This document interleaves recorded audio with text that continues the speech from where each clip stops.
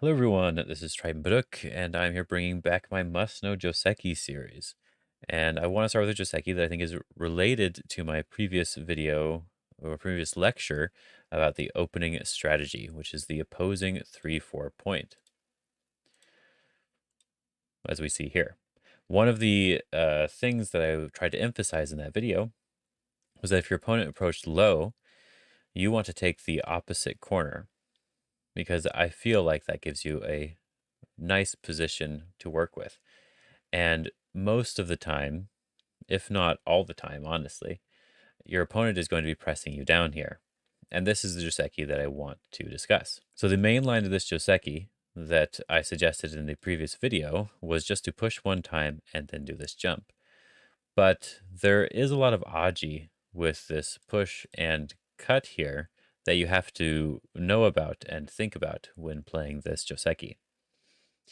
Now, if you capture in this corner, black is able to capture the outside stone, and this would be a bit too good for black, honestly. Black gets a really nice outside position, even if you do get a ladder breaker, and you don't really have very much in the corner. Now, if we go back, the reason why this is basically okay is because you can protect on the outside, and if black tries to extend in the corner, at this point, you are able to hane and kill these 3 stones because you have more liberties. If black tries to hane on the outside here, you can just connect and you have 1, 2, 3, 4, 5 liberties. And it could be hard to count this here, but you could say that black basically has 3 liberties still. If black tries to take from the outside, you can do this throw in and, oh, not that move, and Atari. Black still has to play quite a few moves on the outside, and you just have to play 2 more. It's difficult for black to win this, so it's not really a ko. So if we go back, you may also be worried if you've studied a lot of Go problems about this sort of cutting move here, but this move also does not give you enough liberties to survive as black. This is known as the Tombstone Tesuji, and often it's a great way to reduce liberties of an opponent. The reason it's called a tombstone is because of the shape that it leaves after you're done squeezing. But as you see here, after black takes this outside liberty, white has 3 liberties and black has 3 liberties, and it's white's move. So this doesn't work either. Now there is a move you need to avoid playing as white, which is the other extension here, because if you do this one, then you only have 4 liberties as white, and your opponent has 4 liberties, and black can play first. So this just doesn't work for you. You can try to resist with some sort of attachment here, but since there is a better way to capture, it is just better to play that move than trying to force too much. Now I went over that quickly, but because of this aji that's in this corner, black has a good move here, that is this attachment here, that allows black to take the corner. Because obviously you can't block here, because this cut just kills these 2 stones. So you have to back off, and black can take this corner for himself. This isn't necessarily a bad result for white, because white is alive here, and you can make some weakness in black's shape. So I would say this is probably more close to even. Anyway, if we go back, so because of this cutting aji, instead of playing the full variation like I was showing here and then attaching here to take the corner, black can actually attach right away. If we go back here, black can attach now. Because now, if you hane as white, there is this push and cut, and this outside stone is still very important. It doesn't really matter which side black cuts on here. Because you don't really want to give away this outside stone, you can't really block in the corner. So because of that, one of the most simple moves to play, and this is something I mentioned in my opening strategy video for this opening, is just this connection here. Then black can connect, and you still have to do a 2 space jump here to have a very solid position here as white. Now I think this is very good for black and slightly awkward for white, but I know that this isn't really that big of a deal. But I would prefer not to play it. But it is perfectly acceptable to play if you want to play the simplest variation. But I think there is a different thing you could do earlier to avoid this sort of thing happening. Now, there is this push here that we're going to discuss in a little bit, but first let's try to prevent this cutting point. If you feel like you should play this move, then you should probably have played a different way to begin with. So if we go back here, instead of this jump, there are two other options that you could try. The first one is pushing one more time and then jumping. There's actually a proverb where you extend 3 times before jumping. And the point of that proverb is really just so that black can't cut in this position anymore because black just doesn't have enough liberties to take advantage of it. However, the downside to this is that black's position is also a lot stronger. One of the main benefits I discussed in my opening strategy video is that many people don't really know how to use this position here as black. Even I'm not really sure the best way to utilize these stones, which is why I really like this opening. People will play this automatically, and then they don't really have a follow-up for it. But even if they don't have a follow-up, when you push one more time, this makes this group significantly stronger. So while you could have potentially attacked with the other formation, it's much harder to attack now. So even if your opponent doesn't know what to do, you don't have much you can do either. And so it makes this position awkward for both players instead of potentially being awkward for just one. And this also doesn't give you as strong of a follow-up in the local area. If black decides to tenuki and you push up here, the weakness of these 3 stones is not quite the same as the weakness of just the 2 stones. There's significantly more liberties here, so it's harder to cut, take it, and try to capture them and take advantage in some other way. Since it's also extended out further into the center, it makes it more difficult to pincer and attack. So I don't really suggest that you do this push and jump, but if you do want to protect the cutting point and you don't really want to make black stronger right away, the move that I suggest is the knight's move here. With the knight's move, there's obviously no more cutting point because there's just nothing that black can do if he tries to cut. There's no way to capture this G18 stone. However, this position can be pressed down very easily. And because it can be pressed down, it's not really suitable for all positions, but it's not too big of a deal on this board. There is the possibility of pushing and cutting here and fighting if you really want to. But if you want to keep it simple, you can just push one time and tenuki, or even kick in the corner. But again, it's the same problem as the pushing 3 times variation, in that there's not really a good follow-up here. If black tenukis, this move doesn't really have as much pressure on these 3 stones compared to, like, let's say this push here when you jump. I believe the AI thinks that this knight's move and the push and jump an extra time don't really lose you that much. So it's definitely fine to play this, but I still suggest playing this jump right away.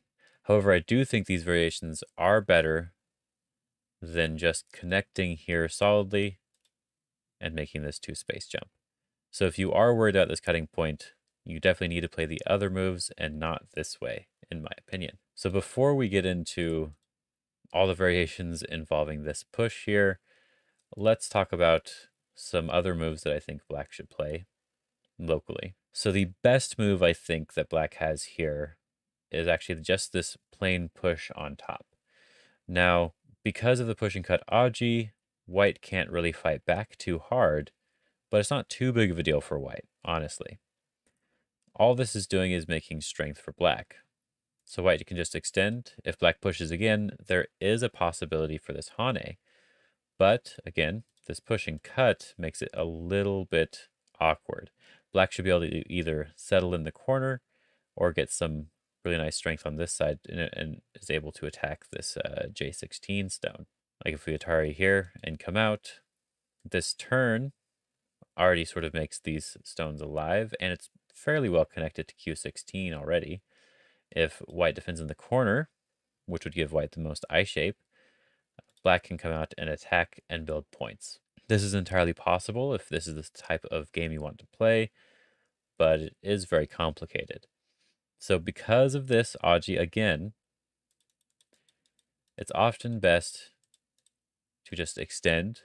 And sadly, that's still there even at this point, albeit much weaker Aji in this case.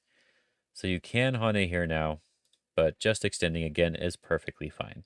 So it does feel a little bit like Black's just able to press you down. However, that's why for this particular opening, I like to play this large knight's move. It's hard for Black to really make points or threaten a large potential in this area without giving you something large in return. For example, this shoulder hit to the large knight's move really gives me a very strong, large corner and doesn't even really solidify this area very well. It's still quite easy for me to just play in here and not really worry about the potential that Black is trying to make. And it's hard for Black to fight back. So you can just extend, but something you can do that's even better here is you can also just tenuki at this point.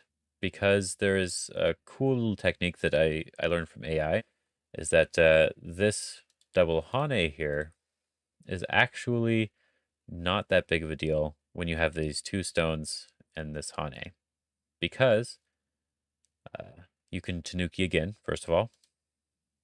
And if Black captures this stone, it doesn't really matter because this important cutting point is still here, and you are likely still alive in the corner. This is something we see with a different move, this 3-3 invasion and this block on this side.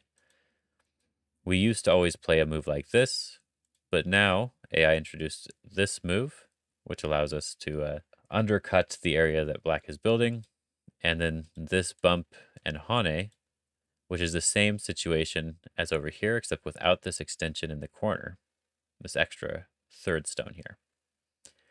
But the idea is still the same in that you can tenuki because Black is capturing an unimportant stone, and you still have the important cutting point available to you. So if we go back, you can tenuki, and the follow-up here is not that big of a deal.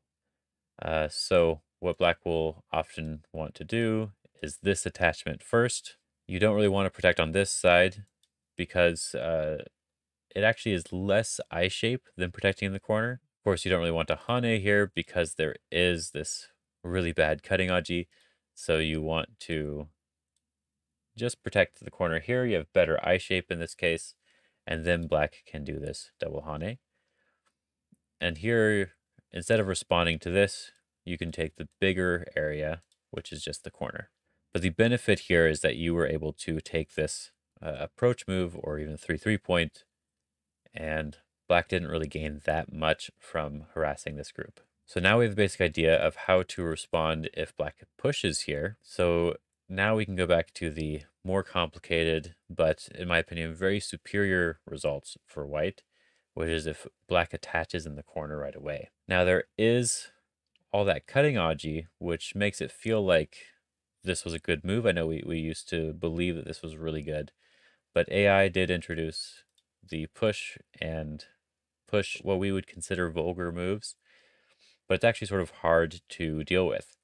In the video, I suggested, in my previous video, I suggested that Black should push here, White can hane, Black can hane, and then you want to extend here as White. And this is sort of the end of the Joseki. I want to add something extra to that that I did learn, is that Black should probably just hane here right away.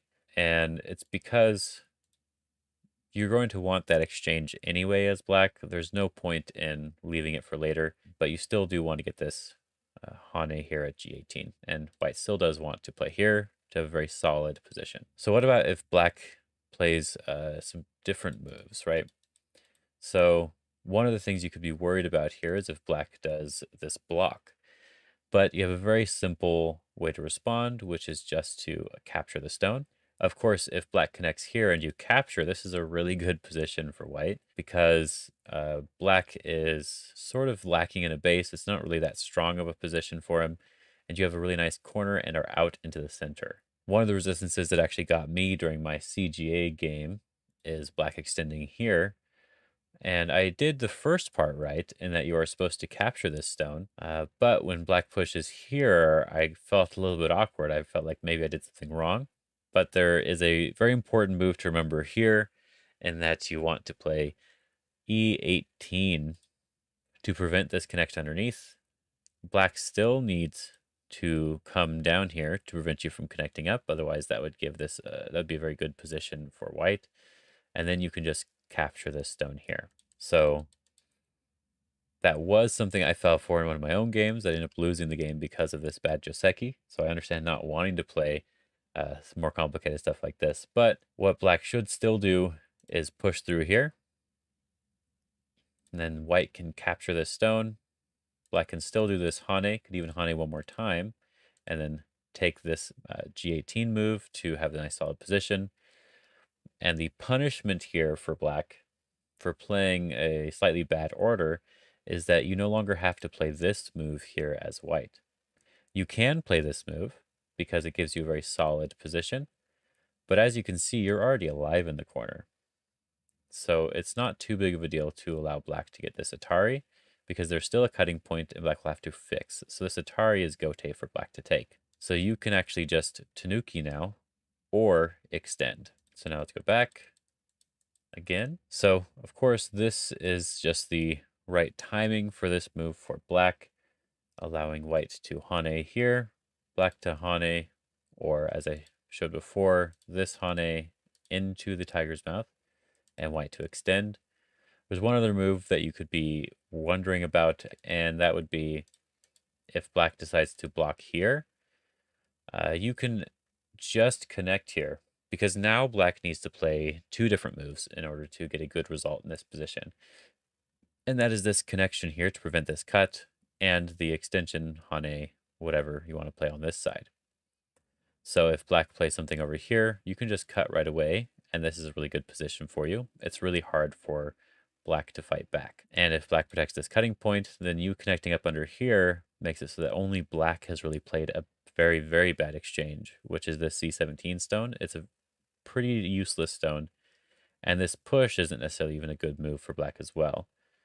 So white gets a very nice corner, and black has a sort of awkward situation on the outside. I think that's everything. Hopefully I didn't forget anything. So let's go back and just do a quick review of the situation.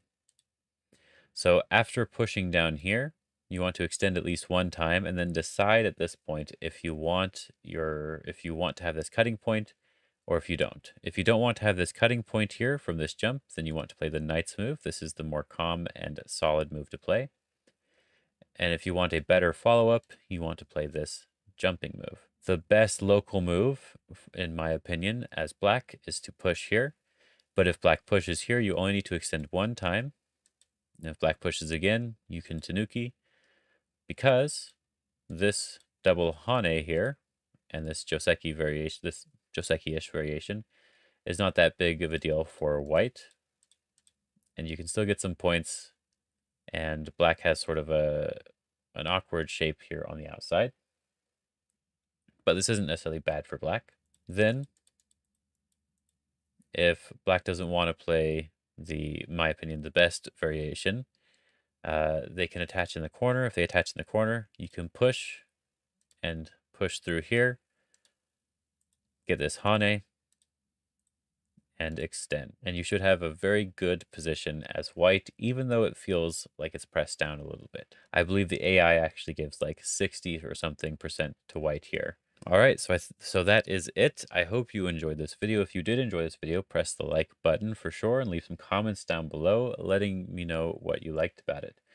If you feel like I left anything out or have any questions, definitely ask them and I will answer any questions I see in the comment section. So I hope you enjoyed this video, and I will see you guys in the next one. Have a good day and have fun.